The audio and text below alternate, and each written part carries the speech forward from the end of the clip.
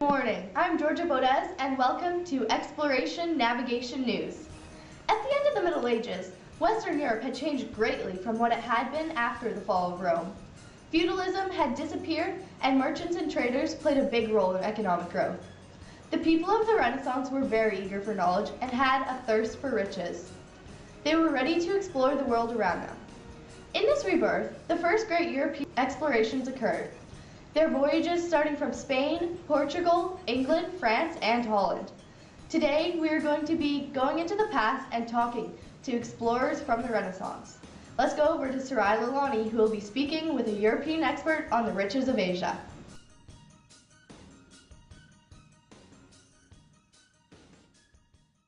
Hi, I'm here with European expert on the riches of Asia. She has studied the different products and other riches that Asia is known for. Hello, yes, I am an expert on the riches of Asia that follows their popularity and the regain of their popularity in ancient Europe. So what types of products did Asia have to offer that Europe didn't?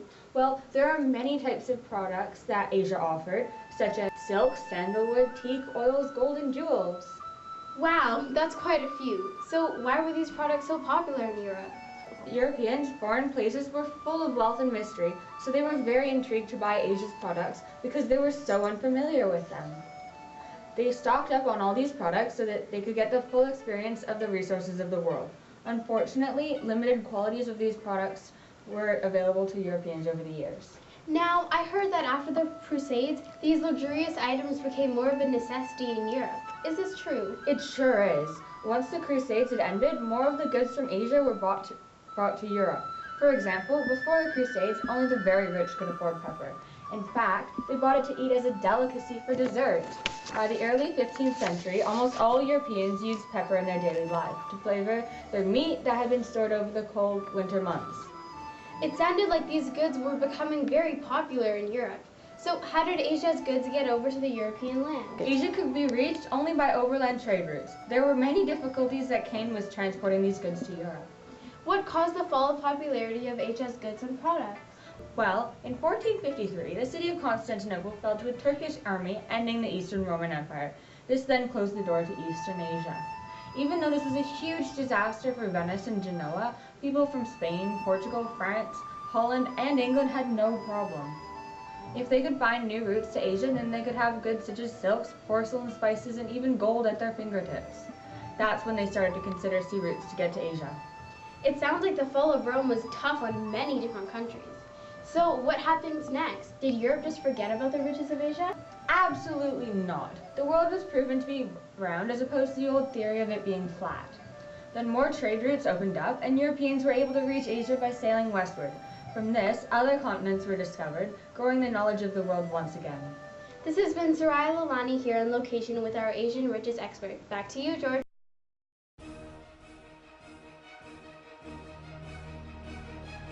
Asia had many riches and goods to share with Europe. Let's travel over to Portugal in the year 1455. Over to you, Soraya.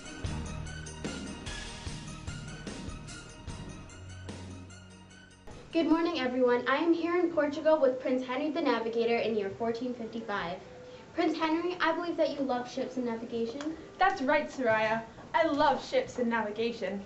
Gathering information from all the voyages I went on and the trade routes I crossed was indeed one of my passions and is what I pursued in my life. If I'm correct, you also sponsored the development of new navigational equipment? Yes, I also built the Institute for Study of Navigation at Sagres. I did have a very good court life, but I left and went to study at Sagres for 40 years. I sent out many expeditions to Africa, and I really encouraged my crew to be risk takers and sail past the equator even though they believed that sailing was far too south meant destruction. Because my lovely crew listened to me, we discovered lots of new minerals and spices. So, one of your expeditions had a dreadful outcome? Dreadful? What are you talking about dreadful? You know, the slave traders? No. That was wonderful. Let me tell you a short summary of that wonderful event.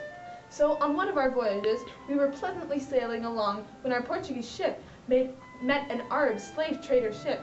So we decided to bring them back from their misery to Portugal, where they could work for us in great conditions and live very well. We started the amazing slave trade across Europe and America, allowing many people to live better in great conditions. Well, in the year 2012, slave trading is not considered very respectable. Well, at least in Canada. Back to you, Georgia.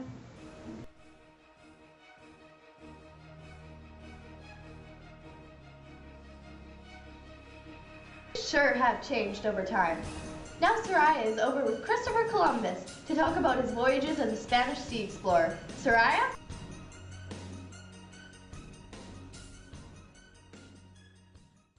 Hello, I'm here with Christopher Columbus himself to talk about his work in exploration and other Spanish sea explorers. Can you explain what you did to change the world through exploration? Of course. In the year 1492, Spanish forces captured Granada, which was the last stronghold of Muslims in Spain.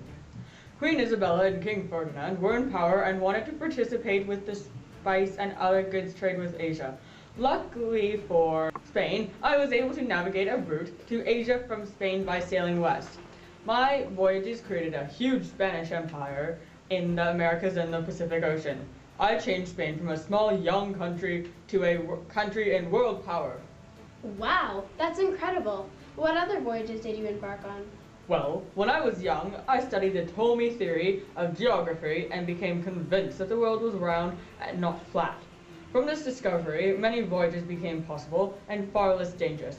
I planned to take a ship across the Atlantic Ocean to establish a new trade route to Asia. Unfortunately, this was a very expensive voyage and I needed royal support to be able to embark on it. So, were you able to complete the voyage? Well, this is when I met Queen Isabella and King Ferdinand of Spain. They agreed to support me and helped pay the expenses. So, I sailed first to the Canary Islands and from there I sailed west along the 28th parallel. So far, I had been sailing for a month and I began to lose hope about finding land. My crew and I decided that if after 3 days we didn't find land, we would turn back. Did you find land? The chances were looking weak, but on the third day we sighted land. It was the island of San Salvador. The inhabitants of the island were very surprised to see us, but eventually they welcomed us in. In January of 1493, I returned to Spain with 12 San Salvador natives I had kidnapped. After that, I made several more successful voyages back to the America. Wow, that is quite the story. No wonder the President of the United States of America has a day to celebrate you every year. I had no idea. I feel so honored. Yes, you should. Anyways, back to Georgia.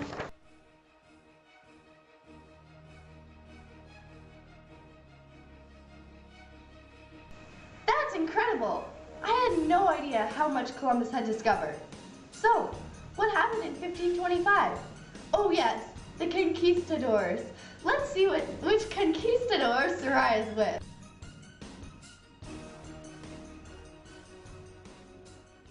Thanks, Georgia. I'm here with Hernan Cortez in the year 1525. He's one of the most famous Spanish conquistadors of all time. He's going to tell you a bit about what he does. Hernan? Hola, Soraya. Hola, insignificant people of the world. My name is Hernan Cortez, the great explorer and conquistador. Well, you are welcome to bow before my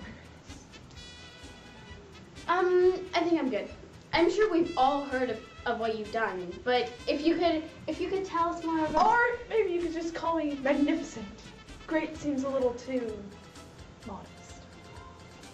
That's wonderful.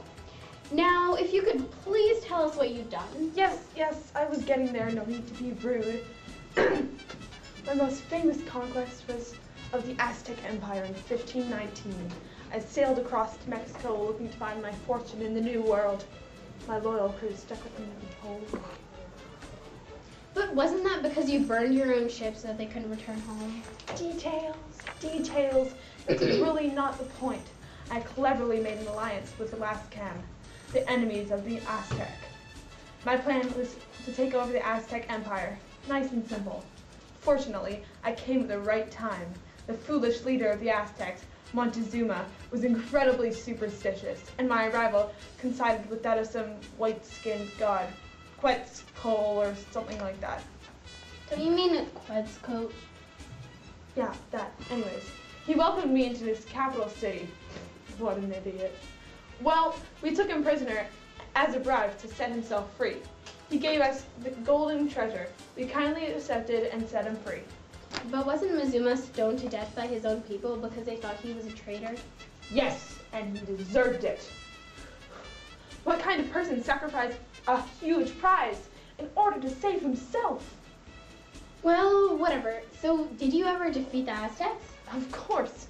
It took several bloody battles and the aid of Tlaxcalan, but we did it. Weren't you also helped by the smallpox, the deadly disease that you brought over from Spain?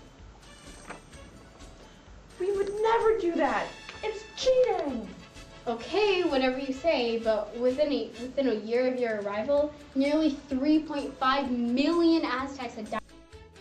Are you accusing me of cheating and calling me a liar? I cannot stand your incompetence.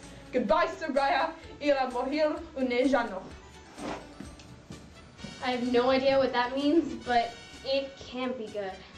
I guess that ends our visit with the Spanish conquistadors.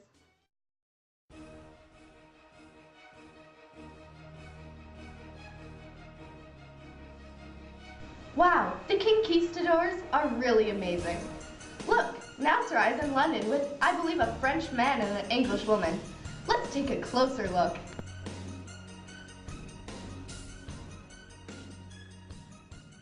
Hey Georgia, we're here in 1540 with Annabelle Granger and Jean-Paul Morin. Hello. Enchanté, mademoiselle. Okay.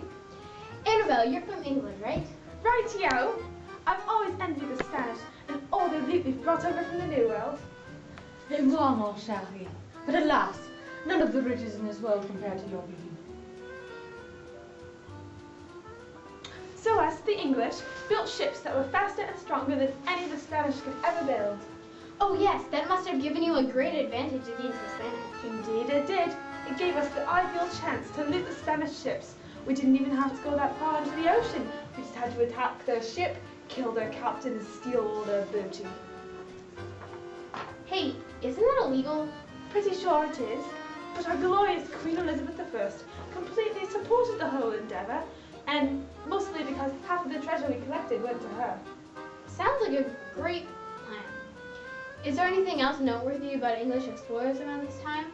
Well, off the top of my head, John Hawkins was one of the first to develop a slave trade to North America and Africa. Well, all of your doing sounds very legally supported. What about you, Jean-Paul? What have your French explorers done? Mon bon ami Jacques Cartier sailed across the Atlantic Ocean 3 times. But I would sail around the world just for you, my love. Well, isn't that just peachy? Jacques also discovered Quebec in Canada and claimed it for France. But if I found Quebec, I will claim it for you. No, bon news! And I will live happily and watch the sunsets and well, Soraya, I've only known you for these short moments. I feel a connection between you. Nope, just you. Oh, Lord. Will you marry me? Back to you, Georgia.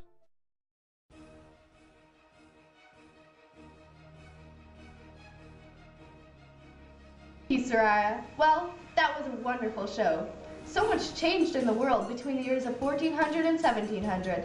Thank you for watching. I'm Georgia Bodez, and be sure to tune in next week for our episode of Exploration Navigation.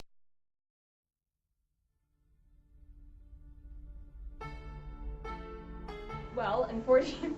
Move your mic away. It's like... Will you marry me? Yes! Microphone. Are you a call of the... But within a year of your arrival, nearly 3.5 Aztecs died.